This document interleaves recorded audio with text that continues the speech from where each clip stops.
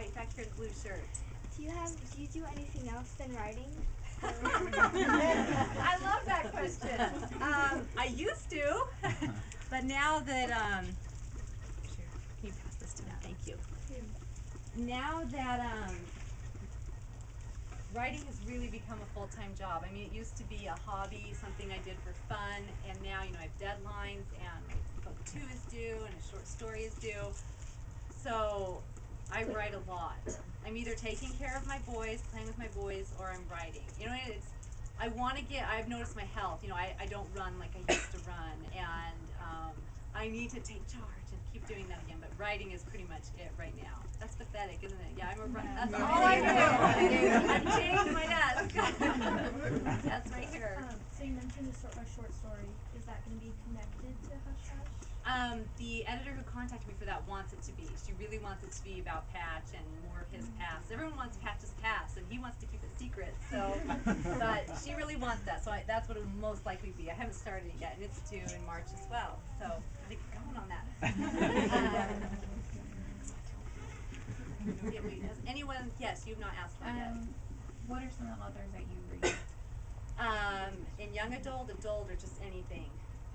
Anything. My favorite authors are Sandra Brown. I love her suspense novels. Diana Gabaldon, Laurie Halse Anderson. I love her novels, her young adult novels. Speak. Rochelle Mead. I love Rochelle Mead. I'm trying to think of my bookshelf at home. Karen Joy Fowler. I love her books. Pretty much anything that has suspense or mystery. Laurie R. King, I love her mysteries. I really love suspense and mysteries. Those are my favorite. And yeah, what do you read? Rochelle. Maggie, Steve. Yes, I don't know how to say her last name. Steve Otter. Okay, yeah, Steve she has Otter. it on her website. Okay. I'm always like Maggie Steve. Yeah. Okay. Thank you, Steve Otter. Did I give you candy? No. Yes, back here. Okay, so I know it sounds completely cliche, but I really do want to know. So a lot of people, like writers and stuff, like didn't like to read and stuff when they were kids, and then they turned out to be writers. Were you that way? No, I was a huge reader. I was an insane reader, you know. I mean, some of you probably remember doing this too, but you know, my mom would come in and turn off the lights. My sister and I shared a bedroom. We had our flashes. I'm sure my mom knew about it. At the time, we thought we were so sneaky. And she was a Trixie Belden reader, and I was a Nancy Drew, and then we switched. And she got me reading Trixie, and I got her reading Nancy, and, you know, Chronicles of Narnia I read as a kid. I just read about, I remember, you know, in the shower, and I still do this. Do you guys, like, read your shampoo bottle just for something to read? Yes. Yes. And that's why I always buy a new brand of shampoo, just so there's something new. Oh, this one, you know, no peppermint or whatever. So I've always been a reader. I love to read. Yeah, lifelong reader. Are you a lifelong reader, or is this something that developed later? Developed. That's okay too.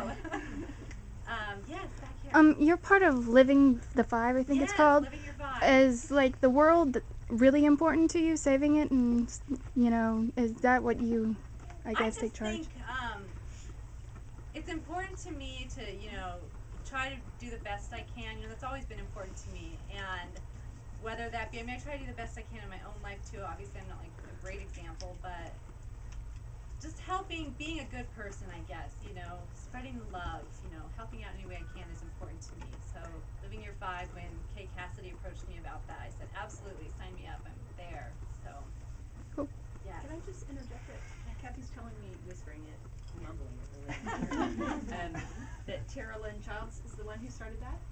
Kay Cassidy, yes, and Cassidy Tara, and yes, and Allison Noel is also. We hosted Tara Lynn's first party. Did you? Is she from here? Not anymore. Oh, okay. She moved. Okay. Fun. But yes. she'll be back here for Love My Pins. Yeah. Oh, okay. In early June. Awesome. Yes, Tara's good. Yes. I'm one of your Twitter minions too. Oh, I recognize your face too. Jessica Yes, yes. I wanted to ask, because I ask this every time I meet any of the writers that I follow, what is your writing schedule like, and do you have any superstitious things that you do before you start writing? I don't know if this is superstitious, but it's definitely pattern. I don't shower until like the evening, and that's gross. I know, but if I have time, okay, good. I can't write for Like, some reason when I'm Yes. out of the shower So, clean. It's like I don't shower until Yeah. night when my husband's home to watch the kids. Really good to know. My habits, I don't have a lot of habits right now because I do have small children. So I write when they sleep. If they're taking a nap, I write. If they're sleeping at night, I write. So I kind of look forward to the day when I can actually sit down, think for 3 hours straight at X time and write. But there's no pattern. My life has no pattern right now, and that's fine with me. That's a good thing. So just yes. When you started writing your book, did you develop the characters first, or the plot, or does the characters and the plot kind of go back and forth? Now that I know more about writing, I think they're, like they're the same. Characters and plot go right together. But plotting is hard for me. That's definitely the part I struggle with the most. So I would not say that came first. I would say the characters came first. Although Nora's character used to be a little blonde named Ellie, and she was very arrogant. She was very much like Patch. So, as I kept rewriting the story, I decided they weren't working together. I needed someone new. But Patch has always been there. So characters, and then I found it helps when you have characters who have opposing goals, where they both want something that conflicts with the other person. Then when you start really, developing that, your plot will come and things will happen that, cause those conflicts to clash. If that makes sense.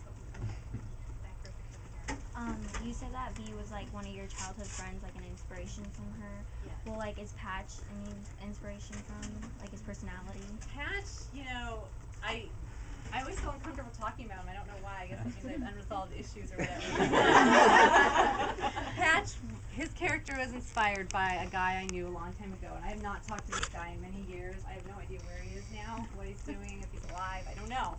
But when I started writing Patch, I was thinking of this particular guy that I used to know, and some of the things he says are some of the things that this guy, used to say. So he's based on a real guy. If he's out there somewhere, go find him. But yes, question there. What do you think of your cover? Like, is Drew how you imagine Patch?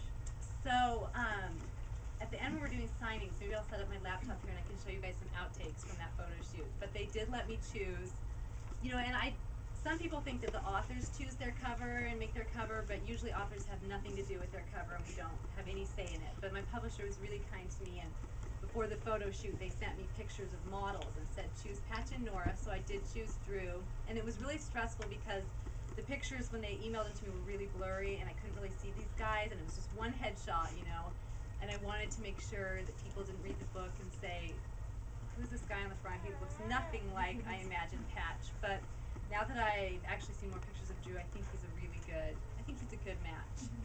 So, yes. Sorry. How did Patch, like, this is gonna sound kind of stupid, but like, how did you get the idea for Patch to be an angel, or did you just come up with it with the plot, or? So when I first started writing the book, this was years ago, I did not know he was going to be an angel. This was back before I was outlining and I was just pantsing it, and I was writing about this guy that had this big dark secret, and I thought, at the end of the book I'll figure out what that secret is. So I would always get to the end of the draft, and it's that big climatic moment, and I just had no clue what what the secret was. So I would shelve the book and then bring it back out and keep writing it, thinking that was a mistake. I'll just figure it all out later. And I did know, however, that Patch, I didn't want him to be your typical bad boy that's always been this bad, tough guy. I wanted him to have been a really good guy at one point. Like, think of some guy in your life that you all know that this guy is great, he's everything, he's perfect, whatever. And something had caused this fall, and as I kept thinking about this, metaphor that was in my head, what caused him to fall, I thought, that would be so cool, fallen angel. So this metaphor became something literal, and that's how I came up with the idea of angel.